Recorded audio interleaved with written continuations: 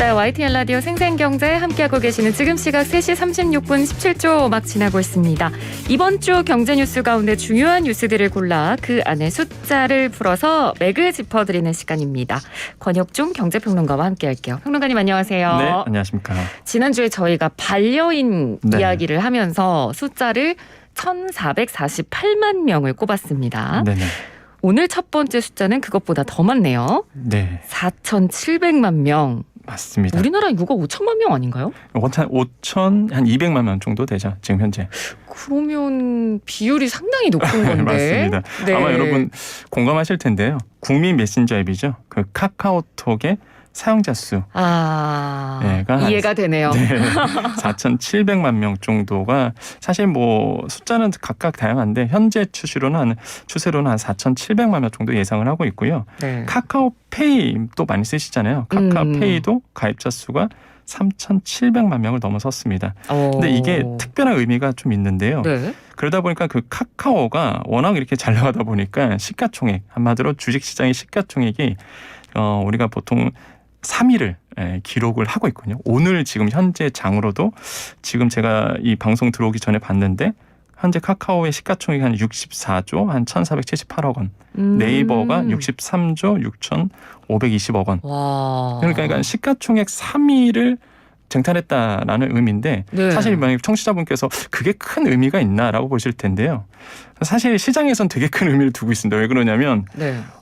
시가총액 1, 2위는요. 부동의 자리입니다. 삼성전자와 SK하이닉스거든요. 절대 안 바뀌는 절대 안 자리. 바뀌죠. 네. 왜냐하면 삼성전자의 시가총액이 무려 480조 원이거든요. 근데 2위 SK하이닉스가 92조 원 정도가 됩니다. 갭이 굉장히 크죠. 그래서 네.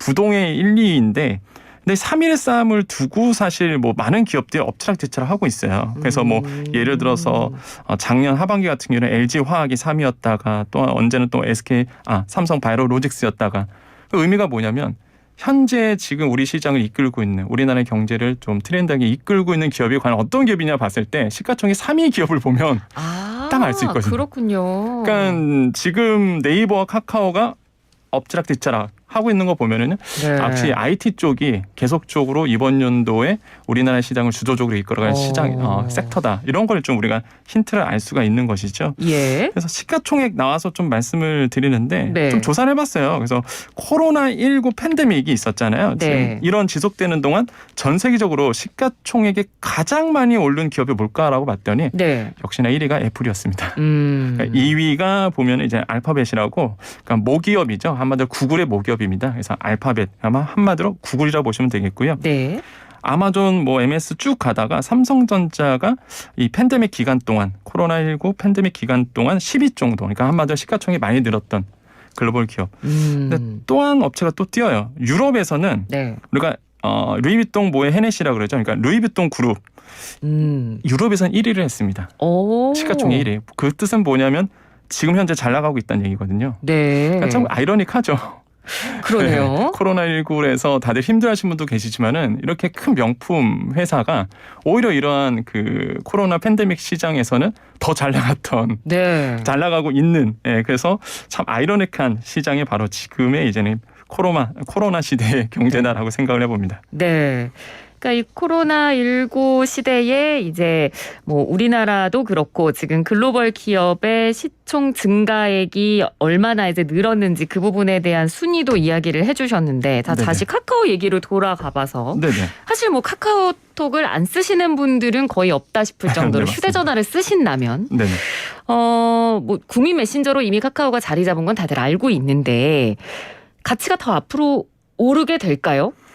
충분히 이제 오를 가능성이 굉장히 높다라고 말씀을 드리겠는데요. 네. 역시나 실적이에요. 이게 그 뭐든지 기업의 가치는 일단 뭐를 떠나서 다 실적입니다. 본다면 한 투자 정보 업체에 따르면요, 이미 그 카카오의 올해 실적 컨센서스 그러니까 뭐 전문가의 의견을 합치된 의견을 본다 그러면 매출액이 한 5조 6천억 원 정도, 영업이익 한 7,800억 원 정도. 그러니까 매출액은 전년 대비해서 36%, 영업이익은 72% 오를 것으로 예상하고 있거든요. 네. 그 정도로 사실 이제 실적 부분에서는 잘 나올 것으로 보고 있기 때문에 뭐 시장에서도 더 성장할 가능성이 이제 높다라고 판단하고 있고요. 네네. 또 한 가지는 뭐 자회사들이 있습니다. 그 카카오페이 또한 카카오뱅크가 있는데 하반기에 주식시장의 상장이 예고돼 있습니다. 그렇군요. 그렇기 때문에 이런 가치들이 계속적으로 주목을 받고 있고 또 세 번째로 외국인들이 조사를 봤더니 최근에 많이 투자를 했더라고요.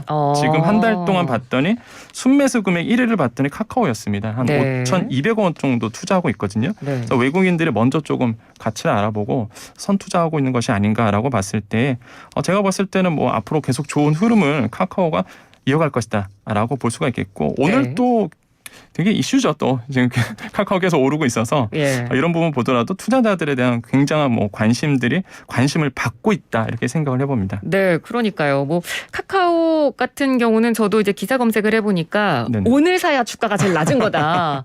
뭐 이런 얘기도 있고 네네. 아까 저희도 이 이야기하면서 보니까 저희 작가님 이제 카카오 주주라고 말씀을 하시더라고요. 그러세요? 네, 그러니까 카카오가 어떻게 보면 국민 경제랑 지금 가장 밀접한 시사라고 해도 과언이 아닙니다. 네네. 그러니까 그만큼 개미 투자자들도 굉장히 많고 맞습니다. 카카오가 앞으로 그러면 이 카카오에 투자를 하시는 분들이 또 방송을 지금 듣고 계실 수도 있을 것 같은데 네네. 계속해서 지금 좋은 흐름을 이어갈 것이다라고 어느 정도 지금 시장에서도 보고 있는 건가요? 네, 그렇습니다. 왜 그러면 아까도 말씀드렸던 그런 이유도 있고 앞으로 이슈들이 좀 더 남아 있는 게 그 카카오페이의 손해보험 예비 허가가 이제 획득을 됐는데 본 인가만 앞두고 있거든요. 그게 네. 뭐냐면은 그 카카오 손해보험이 최근에 그 디지털 보험사 예비 허가를 획득을 했습니다. 그러니까 이게 이제는 이제 본인가만 앞두고 있는데 그러다 보니까 이제는 보험회사 손해보험 쪽도 이제 진출하거든요. 근데 아시겠지만 손해보험 딱 하면 떠오르는 게 자동차 보험입니다. 네. 그래서 이미 자동차 보험 보상관리 담당 조직 구성하고 있고요. 또한 보험계리사 모집에 좀 열을 올리고 있는 부분이 이미 시장에선 나오고 있기 때문에 굉장히 그 카카오페이가 굉장히 빠르게 좀 움직이고 있다 이렇게 볼 수가 있겠고 예. 또한 최근에 이제는 카카오 커머스를 이제 합병하기로 했습니다. 그게 뭐냐면은 그 22일이죠. 오늘 20일에 이사회를 여는데 거기에 카카오 커머스를 원래는 2018년도에 분사를 시켰어요. 네. 좀 떨어서 나가서 제대로 한번 독립해서 회사 키워봐. 네. 그랬는데 아시겠지만 이미 네이버와 쿠팡이 이커머스 쪽으로 너무 잘 나갑니다. 그러다 보니까 카카오가 야 이러면 안 되겠다. 다시 이제 힘을 합쳐서 이제 본사와 자회사로 둬서 이제 시너지 효과를 내자. 그래서 이제는 다시 합치게 됩니다. 그래서 사내 네. 독립 기업으로 복귀를 이제는 하게 되고요. 그렇게 되면 이제 본격적으로 이커머스 시장에서 네이버와 쿠팡과의 또 대결이 좀 앞두고 있기 때문에 이런 점에서 굉장히 좀 기대하는 바가 시장에서는 굉장히 높다 아직도 생각해 볼 수 있습니다. 물론 주식이라는 게 항상 조정은 받기 때문에 그렇죠. 흔들릴 수는 있겠어도 네. 전체적인 추세 흐름으로 본다 그러면 굉장히 그 긍정적인 이슈들이 좀 많이 남아 있다라고 생각을 해보겠습니다. 네, 뭐 주식도 그렇다 하더라도 뭐 네네. 지금 워낙 요즘 전 세계도 그렇고 우리나라도 그렇고 모든 기업들이 이커머스 사업에 엄청 주력하는 분위기잖아요. 맞습니다. 네네. 그렇다 보니까 지금 카카오라는 회사 하나만 놓고 봐도 굉장히 지금 기업이 몸집을 불리는 데 주력하고 있다는 모습이 제가 보기에도 좀 네, 느껴집니다. 맞습니다. 자, 첫 번째 숫자 저희가 살펴봤고요. 네네. 자, 이제 두 번째 숫자 넘어가 볼까요? 네, 두 번째 숫자는 130조 원입니다. 네, 130조 원. 네, 사실 네. 이게 좋은 의미는 아닙니다. 왜 그러냐면 지난해 말 기준으로 해서 청년층 대출 가운데서 3개 이상 금융회사에서 다중채무자 한마디로 다양하게 이제 채무를 좀 가지신 이런 잔액들, 이 청년들의 대출 잔액이 130조 원으로 사실 조사가 됐는데, 그러니까 전년보다 한 16% 증가된 수치거든요. 네. 한마디로 다중채무자가 많다는 얘기겠죠. 그래서 실제 이 한국금융연구원 선임연구원이 최근에 국내 가계부채 리스크 현황과 선제적 관리 방안 보고서를 냈는데 네. 이게 사실 시장에서 조금 센세이션을 좀 일으키고 있습니다. 왜냐하면 부채에 대한 되게 현실적인 보고서라고 지금 평가를 받고 있거든요. 네. 그래서 지금 국내 가계 대출 구성이 이제 금리 인상이 된다 그러면 굉장히 취약한 상태로 갈 가능성이 높다라고 보고 있고, 이 중에서 제가 보고서를 봤는데 이 중에서 눈에 띄는 게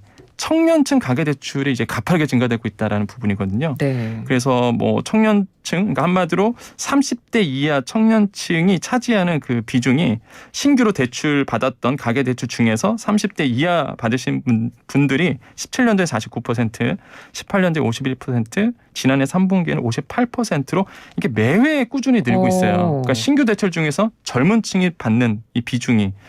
그러다 보니까 지금 만약에 이게 금리가 인상되고 나면은 굉장히 그 취약할 가능성이 굉장히 있고요. 흔들릴 네. 가능성이 있고, 왜 이렇게 대출 받았을까라고 본다 그러면 시장에서는요, 역시나 이제는 가격 주택 가격 상승이죠. 그걸 다 편승하려고 하는 모습들과 그다음에 레버리지 투자, 그러니까 빚을 내서 투자하는, 그래서 주식이라든지 가상 자산으로 인한 투자하는 엄청나게 이슈였잖아요. 이게 또 유행이기도 했었고, 그래서 청년들이 이런 쪽으로 이제 투자를 하기 위해서 됐다. 그래서 그 근본에는 역시나 포모증후군, 이미 들어보셨겠지만은 fear of missing out이거든요. 한마디로 내가 이탈될 것 같은, 나만 떨어질 것 같은 두려움이 있어요. 나만 주식 투자 안 하는 거 아닌가? 맞습니다. 뭐 나만 비트코인 안 하는 거 아닌가? 이런 생각 때문에 이제 시류에 따라가는 맞습니다. 그런 현상이죠. 이 포모 증후군이 제가 이제 학교에서 우리 친구들을 가르치는데, 대학생을 가르치는데 상당합니다, 정말로. 아, 그런가요? 네, 상당합니다. 그래서 저도 놀랐던 게, 주식 투자하시는 분들 손 들어보세요 이러면요, 과거에는 없었어요. 한 5분의 1 정도? 지금 3분의 2가 다 하더라고요. 학생들이요? 네, 저도 놀랐어요. 그래서 속으로는 무슨 생각이냐, 굉장한데? 왜 그러냐면 뭐 크게 투자하는 건 아니더라도요, 한 번씩은 뭐지라고. 왜냐하면 친구들이 다 주식 얘기하고 있는 거죠. 나만 안 하면 왠지 벼락거지가 될 것 같은 이런 느낌이 학생들의 굉장히 심하다고 합니다. 그래서 사실은 이 포모 증후군이 과거에는 마케팅으로 썼었어요. 예를 들어서 매진 임박, 한정 수량 이런 거 막 마음이 굉장히 왠지 사야 될 것 같잖아요. 근데 요즘에는 이게 사회 병리적 현상으로 주목을 받고 있습니다. 그래서 조사에 따르면 미국의 50%가 넘는 성인이 이런 포모 증세를 겪고 있다라고 할 정도로, 사실 뭐 지금의 우리나라뿐만 아니라 전 세계적으로도 이런 포모 증후군은 사회 병리학적 현상으로 인정을 받고 있다라고 생각을 해봅니다. 그렇군요. 이 대출을 받은 사람들이 가장 예민하게 받아들일 수밖에 없는 부분이 바로 금리 여부입니다. 네, 그러니까 금리가 어떻게 변동되느냐에 따라 내가 대출 이자를 얼마나 내느냐가 결정이 되기 때문에 금리를 항상 이렇게 눈여겨보는데, 뭐 요즘 워낙 경기가 안 좋다 보니까 미국도 그렇고 우리나라도 그렇고 금리 인상을 하느냐 마느냐, 인상을 하면 언제 하느냐, 이 얘기를 정말 많이 하거든요. 네, 맞습니다. 앞으로 금리가 어떻게 될지 좀 예상이 가능할까요? 저는 개인적 생각으로는 이번 연도 하반기에 한번 올릴 거라고 전 생각을 계속 해왔었거든요. 그렇게 말을 하기도 했었고. 근데 실제 그런 분위기가 연출되고 있죠. 왜 그러냐면 코로나19로 인해서 아시겠지만 유동성을 많이 풀었잖아요. 근데 너무 많이 풀었죠. 그러다 보니까 사실 안 좋을 것 같은데 경기가 생각보다 괜찮았습니다. 경제 성장률도 생각보다 높아지고. 그래서 경기가 활성화되는 거예요. 좋아지는 거죠. 생각보다 너무 빨리. 그러다 보니까 이제 금리 인상에 대한 계속적인 시그널이 미국이나 우리나라에서 나오고 있는데, 우리나라 같은 경우에는 이제 한은의 움직임을 좀 보셔야 되겠는데, 한국은행에 지난 11일이었습니다. 그 한국은행 총재죠. 이주열 총재가 이런 얘기를 했어요. 현재 완화적인 통화 정책을 향후 적절한 시점부터 질서 있게 정상에 나가겠다. 그래서 금리 인상 하겠다 이런 얘기는 아닌데, 시장에서는 어떻게 해석했냐면 조만간 하겠구나. 돌려 말하긴 했지만 이거 신호 주는구나 라고 이제 시장에서는 인식을 하고 있어서 그렇게 된다 그러면은 사실 뭐 지금 통화정책을 할 수 있는 금융통화위원회가 4번 남아 있습니다. 7월, 8월, 10월, 11월. 이게 무슨 날이냐면 금리를 결정하는 날이거든요. 그럼 4번의 기회가 있다고 본다 그러면은 뭐 7월과 8월 같은 경우에는 이제는 금리 인상에 대한 어느 정도 시그널을 주고 뉘앙스를 주고, 시장에서는 만약에 올린다 그러면 한 10월쯤 이젠 발표하지 않을까. 왜 그러냐면 아까도 말씀드렸지만은 가계 대출이 되게 심각하거든요. 근데 금리를 너무 한꺼번에 많이 올리면 아시겠지만 굉장히 가계가 힘들어집니다. 맞습니다. 가계 경제 개념이 흔들리기 때문에 빨리 올려야 돼요, 일단 한 번은. 그래서 그 타이밍을 재고 있는 것 같은데, 이게 점차적으로 올려야 되거든요. 올린다 그러면은. 그러다 보니까 오히려 이런 가계부채 때문이라도 오히려 선제적으로 먼저 올릴 가능성도 여전히 조금 남아있다라고 생각을 해봅니다. 네. 알겠습니다. 자, 그러면 우리 청년 세대들이 생각보다 이렇게 대출 비중이 높고, 그러니까 그렇지 않았다면 좋겠지만 그런 어떤 포모 증후군에 어느 정도 휘말려서 빚을 내서 투자하는 분들도 간혹 있으실 거기 때문에 사실 그런 투자 방법이나 이런 거엔 현혹돼도, 저도 생각해보면 학교에서 경제 수업 시간에 그런 통계학적인 수치나 이론을 가르쳐 주는 것도 중요하지만 그런 것 말고도 실제적인 실생활의 금융관리법을 알려줬으면 얼마나 좋았을까. 이런 생각을 정말 많이 하거든요. 나중에 돼서야 어른 돼서야 알기도 쉽지 않고 네네. 지금 요즘 청년 세대들이 뭐 내 신용 점수를 좀 잘 관리할 수 있는 방법을 좀 알려주신다면요. 네, 많은 방법들이 있겠지만 그 요즘에 들어와서 좀 이슈가 되고 있는 게 있습니다. 그게 바로 리볼빙 서비스라고 얘기하는 일부 결제금의 2월 약정인데 아마 자녀를 두신 그러니까 대학생 자녀를 두신 부모님들이라면 잘 들으셔야 됩니다. 왜냐하면 내 자녀가 혹시 리볼빙 서비스를 하고 있을지 모른다라는 네. 거죠. 왜 그러냐면 이게 뭐냐면은 신용카드 결제 대금을 최소 10%만 내고 나머지는 계속 나중에 내는 서비스입니다. 저도 전화 많이 옵니다. 고객님 리볼빙 서비스 하시죠? 이런 식으로. 네. 지금은 이제 일부 결제금의 2월 약정이라고 부르는데 예. 이게 실제 조사를 해봤더니 금융감독원에 따르면은 카드사 5곳 중에서 30세 미만 이런 리볼빙 서비스 2월 잔액이 3,990억 원. 그러니까 1년 사이에 250억 원이 늘었다고 합니다. 청년들 사이에서. 근데 그렇군요. 문제가 뭐냐면 수수료가 너무 비싸요. 네, 진짜 비쌉니다 이거. 네, 5%부터 해서 최대 23.9%까지 있거든요. 네. 한마디로 이게 계속 불어나는 거예요, 사실. 23.9%요? 네, 수수료율이? 최대 23.9% 회사가 있더라고요, 카드사에서. 네. 굉장히 높거든요, 사실. 그럼 만약에 연체까지 돼버리면 이 복리 효과가 일어나게 됩니다. 그러면 엄청나게 금액이 커지거든요. 왜냐하면 네. 계속 미루게 되니까 금액을. 그래서 리볼빙 서비스는 사실 뭐 초반에 내가 돈이 없을 때 어느 정도 도움은 될 수는 있겠죠. 예. 하지만은 이게 연체가 되고 나면은 사실 신용불량이 될 가능성이 굉장히 크기 때문에 맞습니다. 만약에 본인이 이제 리볼빙 서비스를 하고 있다. 그러면은 자신의 그 자산에 맞춰서 한마디로 어느 정도의 조정을 할 수 있는 이런 어떤 지혜가 좀 필요해 보인다. 만약에 내 자녀가 리볼빙 서비스를 하고 있다 그러면 네. 뭐 이게 나쁘다는 뜻은 아니지만은 부모님께서 어느 정도 도와주시더라도 빨리 이제는 이런 채무를 이런 카드도 결국 연체되면 채무가 되잖아요. 그래서 네. 이런 것을 빨리 그냥 상환하시는 것이 더 좋지 않을까. 그래서 이런 부분이 지금 눈에 보일 정도로 많이 띄고 있어요. 이런 부분이. 그래서 이런 부분 한번 조정을 한번 하셔야 되겠다라고 말씀을 드리겠습니다. 네. 자, 그리고 이제 마지막 숫자입니다. 마지막 숫자는 20만 건이에요. 네. 어떤 건가요?